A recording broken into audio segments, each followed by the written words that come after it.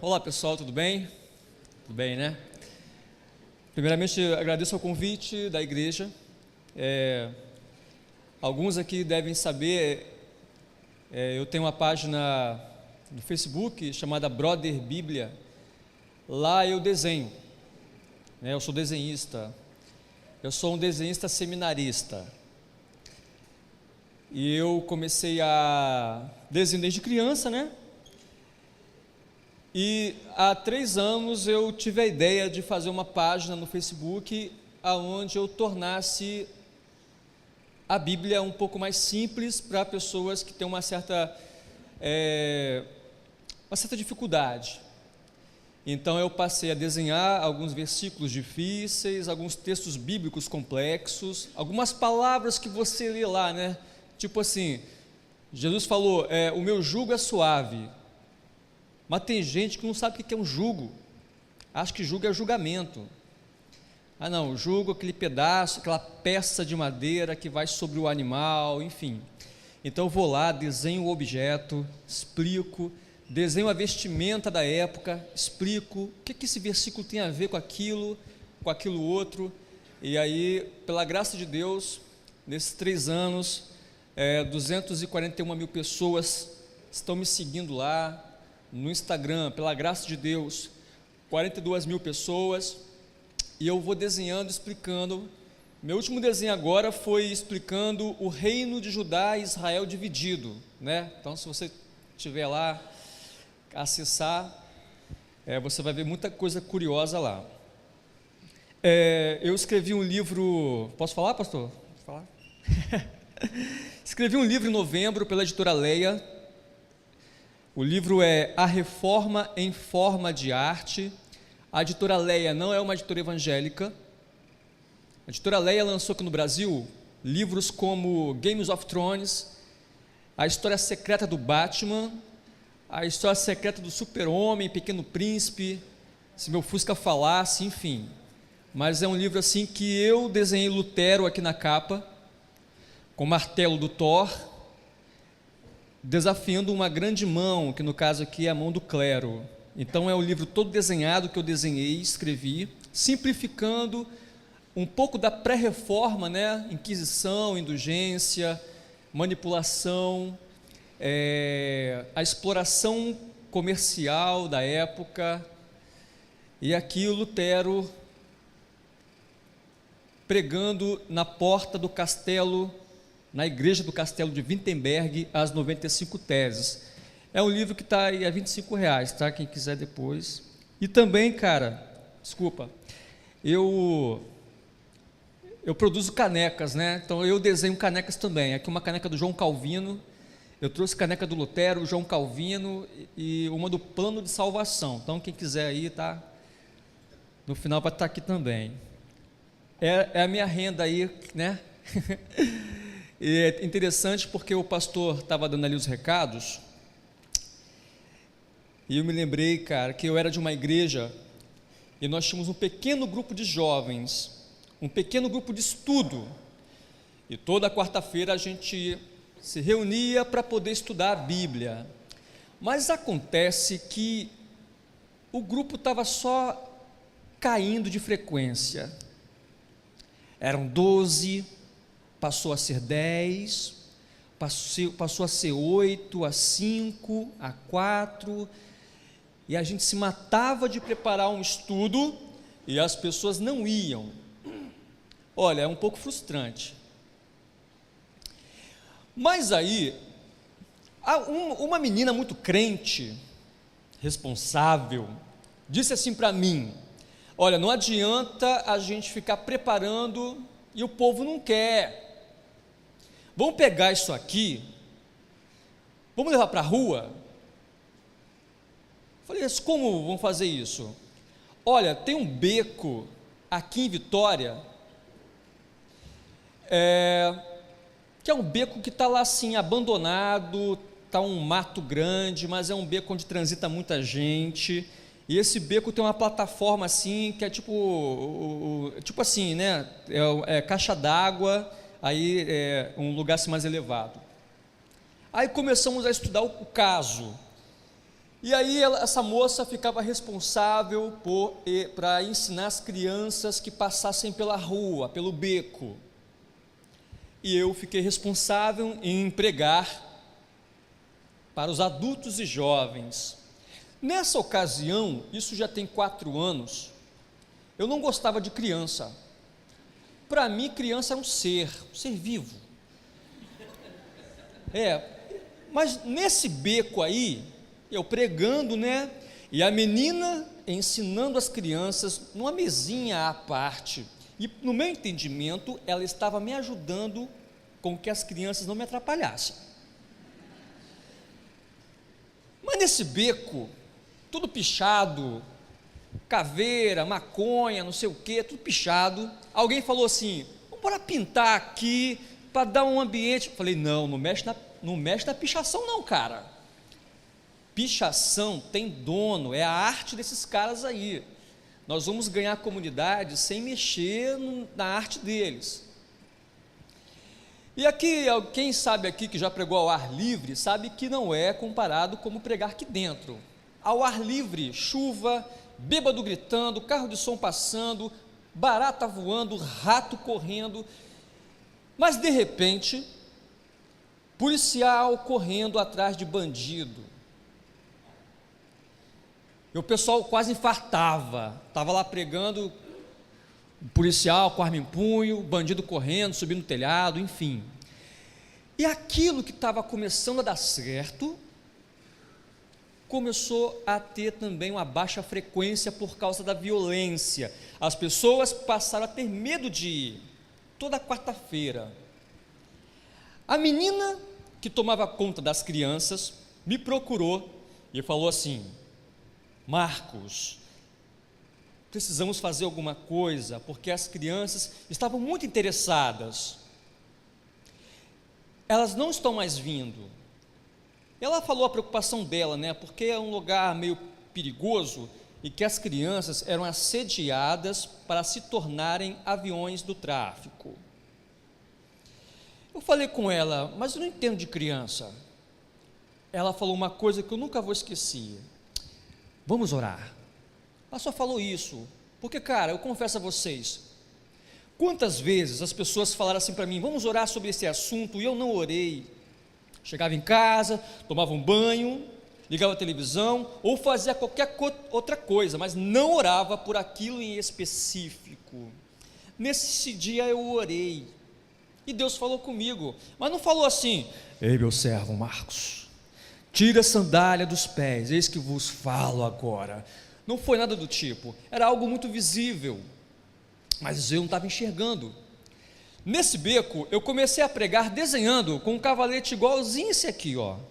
Eu comecei a pregar desenhando, que as pessoas me davam um feedback bem positivo, do tipo: agora eu estou entendendo.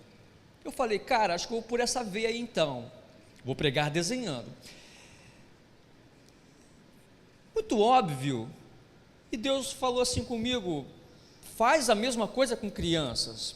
Então, por exemplo, eu comecei a dar aula de desenho no bairro. Não falei que era evangélico, papapá, presbiteriano, só botei assim, nos cartazes, que eu mesmo espalhei pelo bairro: aula de desenho gratuito. E as crianças do bairro todo vinham.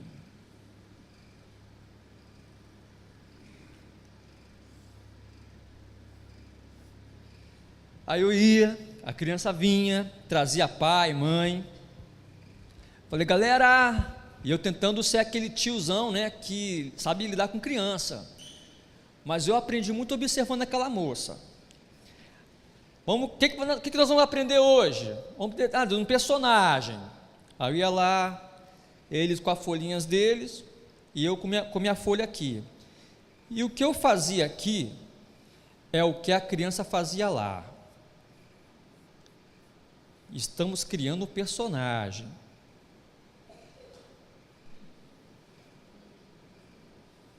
Quem aqui conhece sabe, né, que é o Angry Birds, né?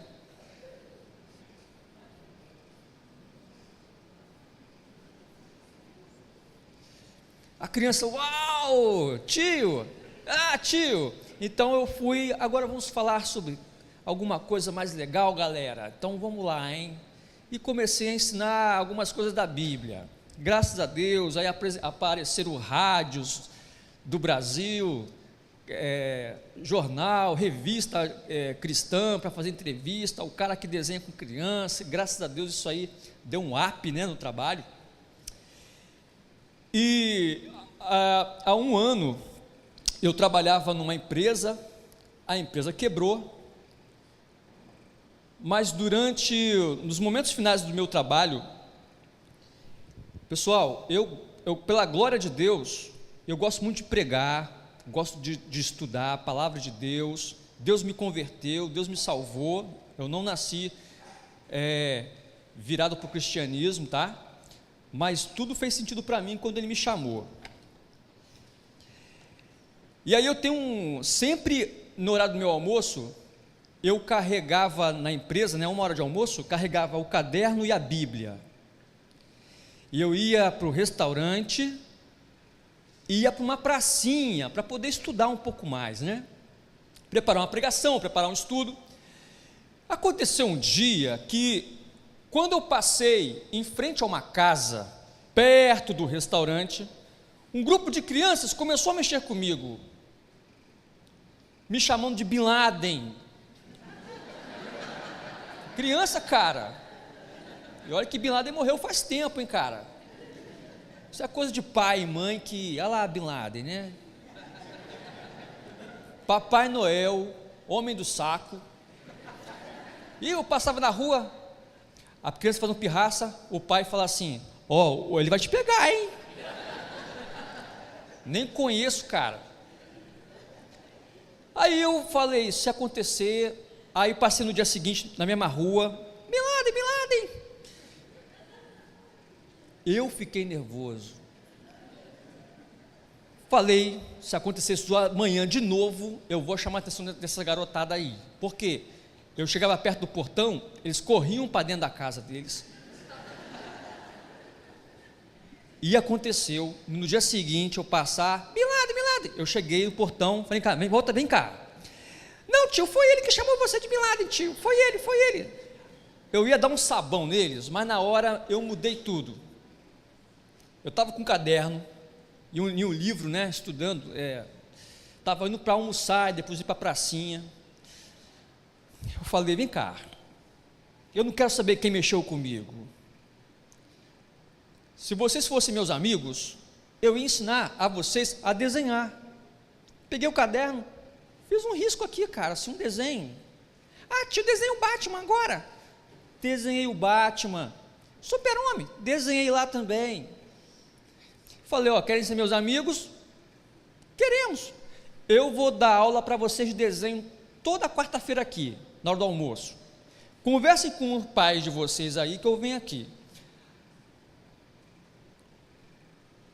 Conversaram, combinado, passei lá. Não cheguei lá falando, ó, estou aqui em nome da Igreja Presbiteriana do Brasil, né, em missões. Cheguei lá como um civil normal, né? Vamos desenhar, galera, vamos lá. Desenhamos. Eu fiquei assim, como é que agora eu vou chegar no Evangelho, né? Como é que agora eu vou chegar no assunto Palavra de Deus? Porque eu fiquei nesse meio impasse, porque eu tinha que criar uma situação de como chegar. Não tem quando você está apaixonado por uma menina, você não sabe qual a melhor hora de chamar ela para sair, e depois de pegar na mão dela, e aí quando vocês já estão namorando, você não sabe qual a melhor hora de falar eu te amo, porque fica aquele impasse, né? Olha, falar eu te amo agora com 2 meses, né? Está muito cedo, né? Muito cedo. Minha mamãe me ensinou que a gente não pode se entregar tão cedo assim. Tem que se valorizar, né? E eu fiquei, qual é a melhor hora de poder falar sobre o Evangelho e como falar do Evangelho? Eu fiz algumas perguntas, até citei aqui hoje na Escola da Palavra aqui. Eu cheguei para aquele grupo de garotos e perguntei assim, vem cá, vocês conhecem a história de Noé? Eles não conheciam, nenhum deles conhecia a história de Noé. E qualquer criança que conhece, o que respondeu, eu sei, sabe o quê? Os homens de pedra ajudaram Noé a construir a arca. Falei, então o negócio é um trabalho mais árduo do que eu pensava. Fiquei ali um tempo, ensinei a palavra de Deus. O pai deles também veio também. E depois fui para a pracinha. Na pracinha eu abria os meus cadernos, meus livros e fazia anotações. E eu gosto de anotar no meu caderno desenhando. Eu desenho enquanto estou estudando. Então eu estou estudando sobre o tabernáculo, eu desenho as mobílias do tabernáculo, porque visualmente eu acho que fica melhor para mim. As crianças, atrás da pracinha tinha uma escola. As crianças sentavam ali. Está desenhando o que, tio? Senta aqui, vamos ver. Comecei a falar de Cristo para elas. Quando bati o sinal, elas voavam para a escola. E eu perguntei assim para um grupo de 8 ou 9 crianças, antes de bater o sinal, né? E o que eu vou falar aqui agora, eu não estou inventando, tá bom? Aconteceu. Qual foi o primeiro casal da Bíblia? Eles lutaram para responder. Tio, eu sei, peraí que eu sei, tio. Eu sei, me esqueci. Lutavam para responder. Eles não sabiam. O único que conseguiu responder, respondeu João e Maria. Falei, não, gente, não é João Maria. Agora vem cá, é Adão e Eva. E Adão e Eva foram colocados no jardim, administrar, tomar conta. Que jardim é esse? Eu sei, peraí que eu sei, esqueci, mas eu sei. E eles brigavam para ver quem respondia primeiro. O que conseguiu respondeu o jardim da infância. Eu sei que é engraçado, mas veja bem uma coisa, é uma realidade lá do bairro, que tem um monte de igreja, é a realidade de um bairro dentro do Espírito Santo, que está dentro do Brasil. Logo então, no Brasil, há pessoas que não sabem absolutamente nada de Bíblia. E na rua onde você mora, é muito possível que isso esteja acontecendo. Pessoas que precisam de saber a verdade, mas não sabem absolutamente nada da Bíblia. E eu quero abrir junto com vocês na primeira carta aos Coríntios, capítulo 9.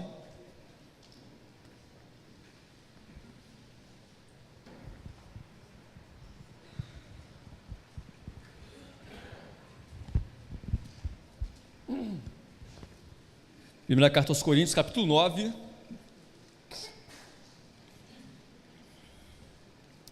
O verso 22 ao 27.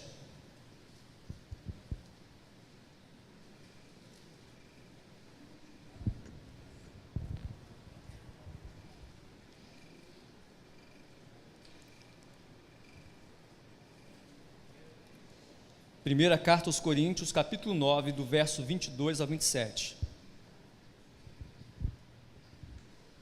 Ok?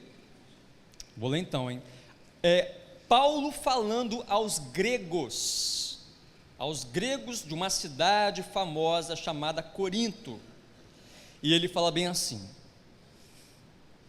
fiz-me de fraco para com os fracos, com o fim de ganhar os fracos. Fiz-me de tudo para com todos, com o fim de, por todos os modos, salvar alguns. Tudo faço por causa do Evangelho, com o fim de me tornar cooperador com ele. Não sabeis vós que os que correm no estádio, todos, na verdade, correm, mas um só leva o prêmio? Correi de tal maneira que o alcanceis. Verso 25. Todo atleta, guarda isso, todo atleta em tudo se domina. Aqueles para alcançar uma coroa corruptível, nós, porém, a incorruptível. Assim corro também eu, não sem meta.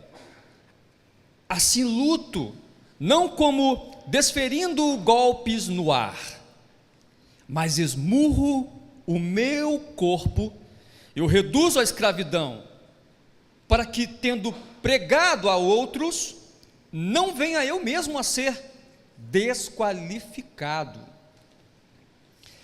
Meus amigos, eu não sou um cara de comer muito, dá para ver? Falei aqui do restaurante, mas é claro que eu como, né? Senão eu vou cair desmaiado. Mas quando eu ia almoçar com os meus colegas de trabalho, eu logo vi que a conversa da mesa era a mesma dia após dia: dieta, receita e academia. É sentar na mesa e falar dieta, receita, academia, dieta, receita, academia. Que na segunda-feira todo mundo é para academia, tá? Estou comendo aqui bastante, mas na segunda-feira, tá? Não, ó, esse almoço está muito bom, mas o da minha avó, então a avó de todo mundo é a maior cozinheira do mundo. E a receita, né? Dieta, que vai entrar na academia, que vai, enfim, aquela coisa de sempre. Eu falei, cara, isso dá uma mensagem, hein? Isso dá uma mensagem. E você se engana se você achar que essa coisa de academia é uma coisa de agora, porque não é. A academia já existe há bastante tempo e muito antes de Cristo. Academia é ginástica, eu estou falando aqui, ginástica, ginásio, literalmente ginásio, exercício nu, sem roupa. Os homens da Grécia Antiga iam para a academia para poder fazer exercício peladão mesmo, sem roupa. E eles ficavam se olhando naquele bronze polido que funcionava como espelho, acompanhando assim o progresso do seu corpo, seu físico, né? A evolução dos músculos. E isso era muito frequente na Grécia Antiga. Havia também uma ideia na Grécia Antiga de que um corpo bonito, um rosto bonito, estava ligada a uma mente brilhante. E quando o cara ou a moça nascia bonito, diziam que aquela pessoa tinha sido agraciada pelos deuses. Os deuses apontaram para esse cara, esse é o cara, essa aí é a moça. E a gente vê que o padrão de beleza daquele tempo, né, você pode acompanhar que dentre as estátuas dos deuses gregos, existe uma perfeição ali, né? Os caras bem, né? Aí você olha lá para a estátua de Zeus. Vou fazer aqui no modo cartoon, tá bom? Um pouco mais rápido. Vou fazer aqui Zeus.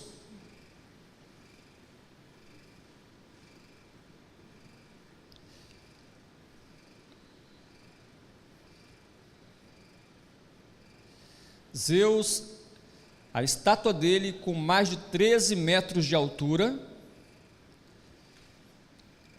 foi considerada como uma das 7 maravilhas do mundo antigo. Vou fazer aqui um pouco rápido, hein, galera? Sem muita perfeição, hein?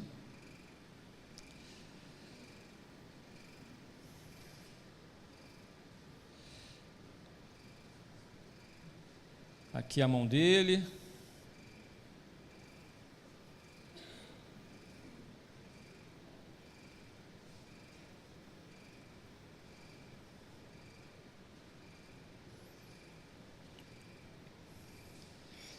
Barriga tanquinho, tem que ter, essas estátuas tem que ter.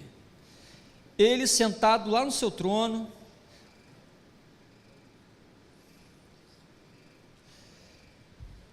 e aqui uma outra, alguém sabe o nome dessa estátua que ficava na mão de Zeus?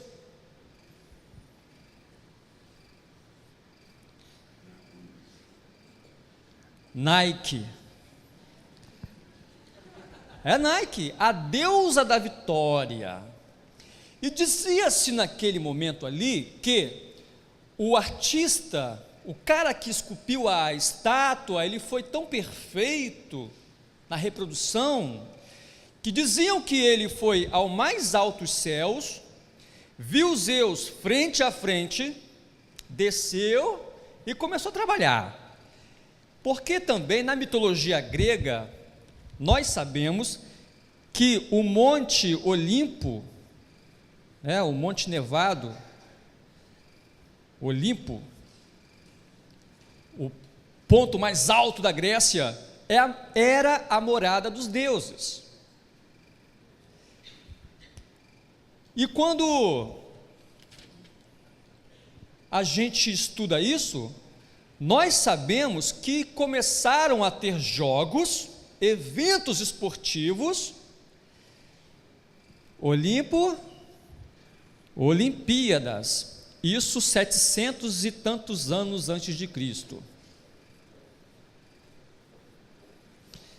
As pessoas, os atletas, iam para as Olimpíadas treinados, passavam por um teste rigoroso, um teste criterioso, físico, tudo isso para prestar uma homenagem ao seu Deus, na ocasião, Zeus.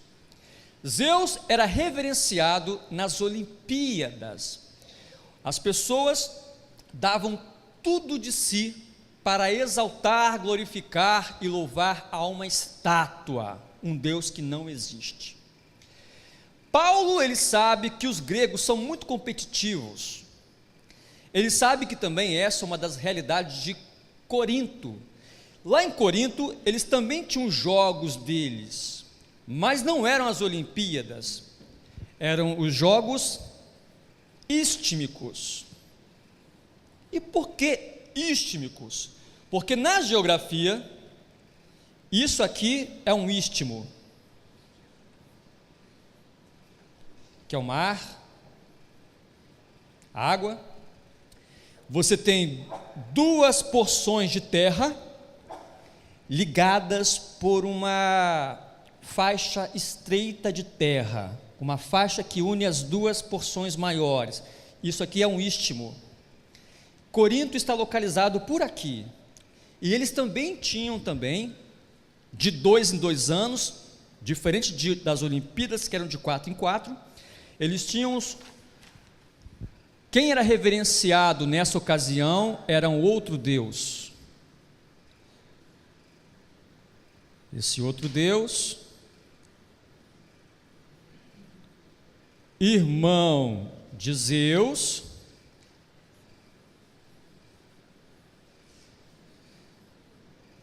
chamado, ou na mitologia romana, Netuno. De 2 em 2 anos, os coríntios iam para exaltar Netuno. Paulo, ele pega isso, ele sabe que Corinto é uma cidade problemática, Corinto é uma cidade corrompida moralmente. Ele morou lá 18 meses. Ele viu que em Corinto a depravação comia solta. Ele vê também que era um pouco difícil ser crente numa sociedade como essa, onde tudo era permitido. Existia um termo lá em Corinto, muito conhecido, o verbo corintianizar. As pessoas diziam, vamos corintianizar. O que é isso? Chutar o pó da barraca, fazer tudo que nos é permitido, orgia, bebedeira, é tudo isso aí. Também se dizia que Corinto era o paraíso do bêbado, o céu do marinheiro e o inferno da mulher casada. Nem mulher casada era respeitada. E uma igreja está sendo plantada no meio de toda essa atmosfera pecaminosa. E Paulo agora sabe que o pessoal curtia um jogo, curtia um esporte e usa metáforas para poder falar do cristianismo. E ele do 21 ao 23 vai falar o seguinte: olha, fiz-me de fraco para ganhar os fracos. E tome cuidado com isso. Há muita gente se fazendo de pecador, se afundando na lama para ganhar os que estão na lama. Não é essa a interpretação do texto. Paulo está descendo níveis para chegar a pessoas que estão em níveis mais baixos. Estar simples para ganhar simples. Estar sendo um pouco mais sofisticado para ganhar os que são sofisticados. Está no meio de gentios para ganhar gentios. E ele sabe também que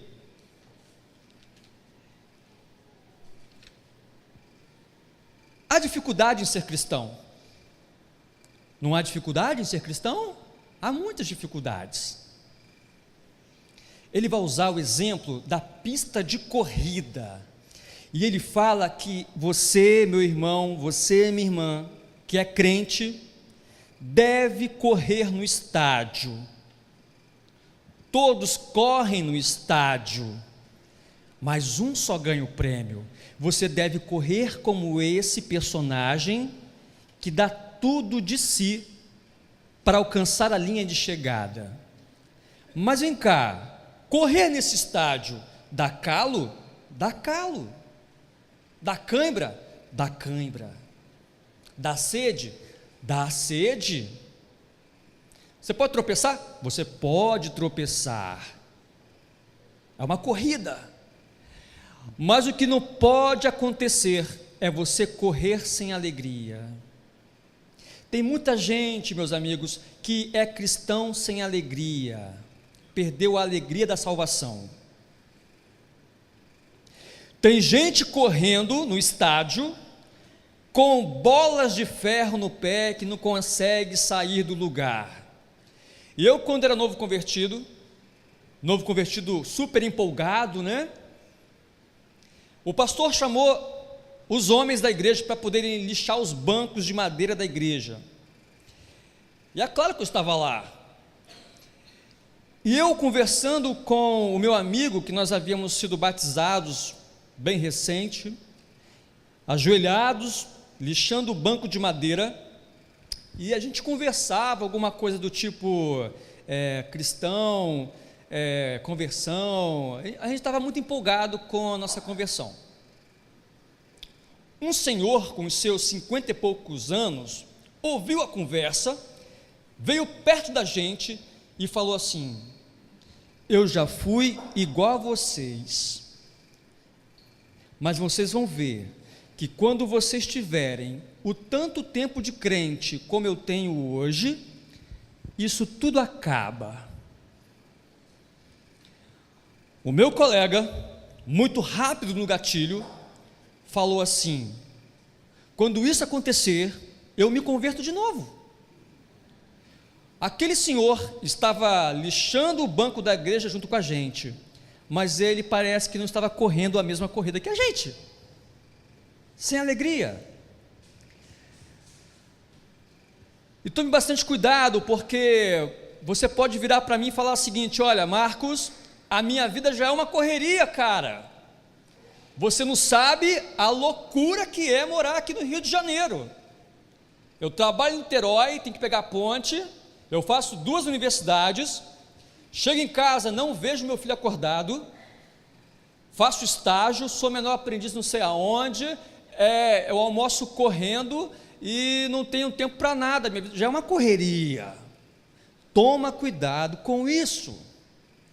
Quando você corre em todas as ruas e estradas, mas não corre pelo Senhor. Quando você não tem tempo sequer para poder ler a palavra de Deus. Quando você não tem tempo sequer para estar a sós com teu Deus, falando com Ele e confessando pecados. Chega uma hora na sua vida que você corre por correr, mas Paulo adverte: vocês devem correr com uma meta, um alvo, um objetivo. Tem que ter conteúdo. A tua carreira cristã tem que ter uma essência. Paulo continua dizendo no texto que, no 26, que ele não tem tempo a perder.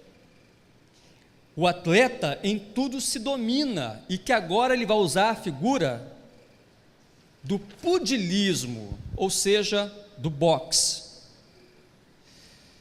E as luvas de boxe do tempo do apóstolo Paulo, eu pesquisei, não eram como as luvas de hoje, que tem espuma, proteção, eram tiras de couro.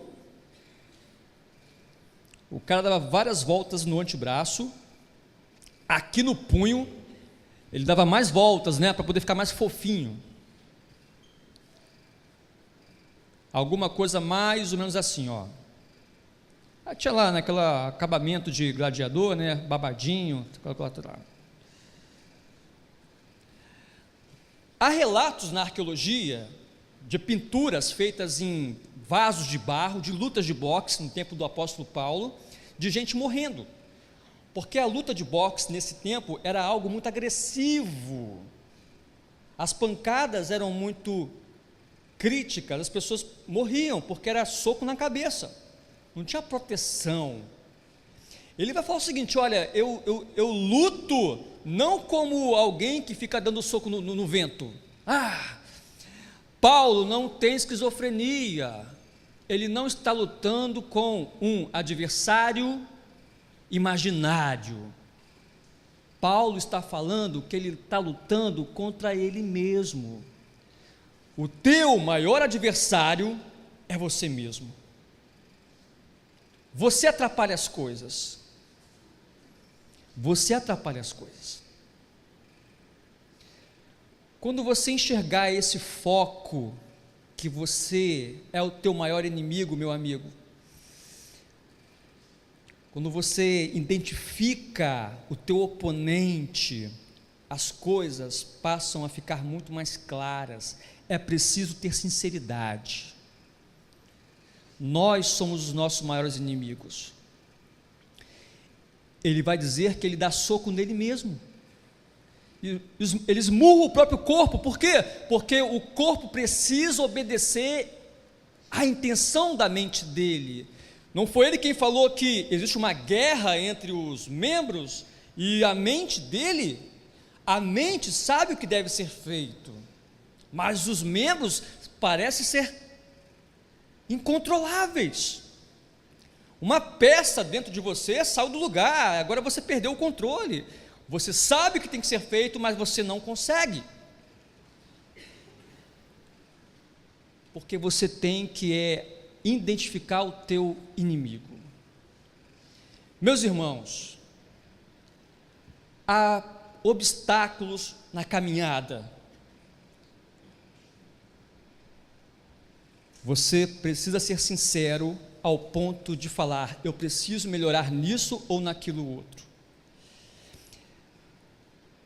Existe um grande problema hoje nas igrejas, um inimigo quase que silencioso, chamado pornografia. Tem muita gente lutando com esse problema, mas não sabe como procurar ajuda. Tem muita gente que é um dia bem, é um dia ruim, é um dia bem, é um dia ruim. Hoje você vai no site da Globo.com para poder olhar a tabela do seu time no campeonato. Foi lá ver futebol, cara. Aparece uma foto de uma mulher. Ou, para quem é mulher, a foto de um homem. E tu fica assim: onde vamos parar? E tem um amigo meu, missionário, gente boa de Deus, crente, ele falou comigo: meu irmão, eu luto contra isso, e o coração da minha mulher sangra, porque ela sabe. É quase que impossível ter uma constante, um progresso na corrida, mas precisa ser tratado, identificado, denunciado e tratado. Isso vai atrapalhar a tua corrida. Eu também tenho meus problemas. E eu confesso a vocês que até hoje meus pensamentos são assaltados. Eu tive um problema há uns anos atrás. A empresa teve que me internar numa clínica psiquiátrica porque eu fiz uso de medicamentos com bebida alcoólica. Quando eu fui internado na clínica psiquiátrica, houve um diagnóstico de que eu era alcoólatra. 7 anos bebendo todos os dias, hora do almoço, na janta, ia trabalhar, dava uma fugidinha no trabalho, chupava uma bala house, escovava os dentes e ninguém sabia de nada. Até o dia que minha cabeça fez assim, ó, misturei umas substâncias. É claro que eu já estava no crack, cocaína, mas o álcool foi uma coisa assim que era alcançável, estava em cada esquina. E quando eu fui tratado, algumas semanas, alcançado por Cristo, eu entendi uma coisa, que o apóstolo Paulo vai falar no final, para que depois de ter pregado a tantas outras pessoas, não venha eu ser no final encontrado reprovado ou desqualificado. Com quantas crianças eu tenho lidado, que eles não sabem nem quem são seus pais, que as mães fugiram com um namorado, os pais presos ou assassinados, e eu fico me pegando a pensar, a gente viaja o Brasil pregando, eu não posso nadar e morrer na praia, e eu preciso estar com um olho no gato e o outro olho no peixe. A gente tem que aprender a confessar nossas fraquezas, porque essa corrida é desgastante, não tem super-homem nessa corrida não, ninguém passa de fase no estalar de dedos. Enquanto você estiver aqui, você que é crente, você é um atleta, o atleta em tudo se domina. Na época da mitologia grega, Nike dava a coroa de folhas de pé de azeitona para o vencedor. No reino de Deus não, é o próprio justo juiz quem dará a coroa de folhas ao atleta cristão. Muita gente eu acompanhei na igreja, tentando ajudar, visitando, perguntando por que não está mais frequentando. Observei uma foto no Facebook do camarada, meio torta, esse cara não está bem. A pessoa, não precisa de ajuda. Um colega meu, baixista da igreja, ficava baixo, eu não conseguia ter com ele uma conversa cristã, não conseguia, ele não queria, só sabia falar de mulher.